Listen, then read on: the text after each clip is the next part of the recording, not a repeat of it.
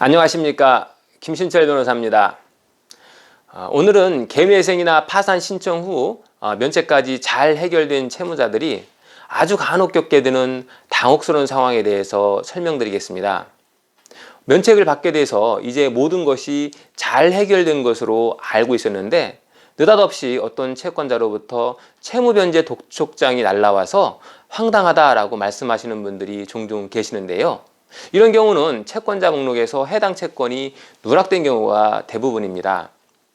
채권자를 빠뜨리게 되면 해당 채권자는 채무자가 개인회생이나 파산을 통해서 면책을 받은 사실이 있는지 알지 못하기 때문에 계속해서 채권 추심을 할 수 있는 것인데요. 면책된 채권자 목록에서 해당 채권의 내용이 누락되었다면 그 누락된 채권은 면책이 되지 않을 수 있기 때문입니다. 그래서 개인회생의 경우에 인가결정이 되기 전에 혹시라도 채권이 누락된 것이 있는지 꼼꼼히 확인을 해서 혹시라도 누락된 채권이 존재한다면 시급하게 채권을 추가해야만 합니다. 개인 파산을 신청한 채무자의 경우에도 면책 결정 전까지는 채권자 목록에 누락된 채권을 확인해서 포함시킬 수 있기 때문에 꼭 확인해서 포함시켜야 합니다. 채권이 누락된 채로 면책된 경우에 이 개인회생과 파산의 경우에 면책 여부와 대응 방법이 다릅니다. 먼저 개인 파산을 신청한 경우를 보면 개인 파산을 신청한 채무자의 경우에는 비록 면책이 된 후에 누락된 채권이 발견됐다 해도 해결할 방법이 있습니다.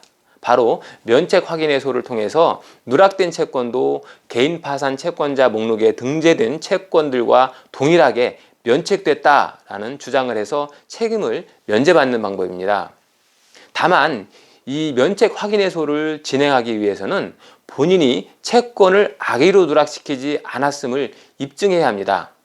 그리고 한 가지 더 주의해야 할 것은 누락된 채권자가 채무자에게 확정 판결문을 가지고 있다라고 하면 이때는 면책 확인해소가 아니라 민사집행법상의 청구 이의소를 제기해야 합니다.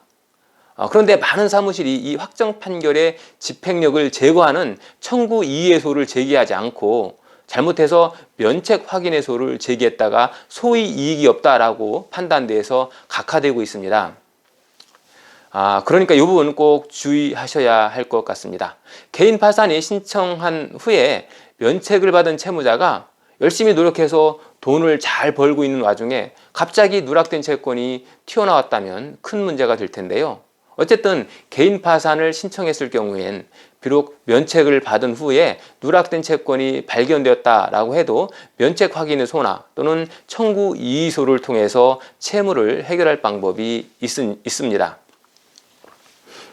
다음으로 개인회생의 경우를 보면요.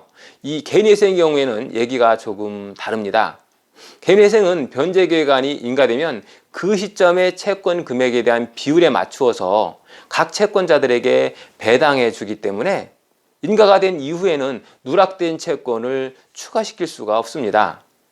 개인회생은 채권자들이 원금 채권액에 따라 배당 비율이 정해지기 때문에 인가 이후에는 변제 계획안이 채권자들은 변제 비율을 보장받게 됩니다. 이런 상황에서 신규 채권자가 배당을 요구하게 되면 변제 비율이 무너지기 때문에 채권자를 추가할 수가 없게 되는 거죠.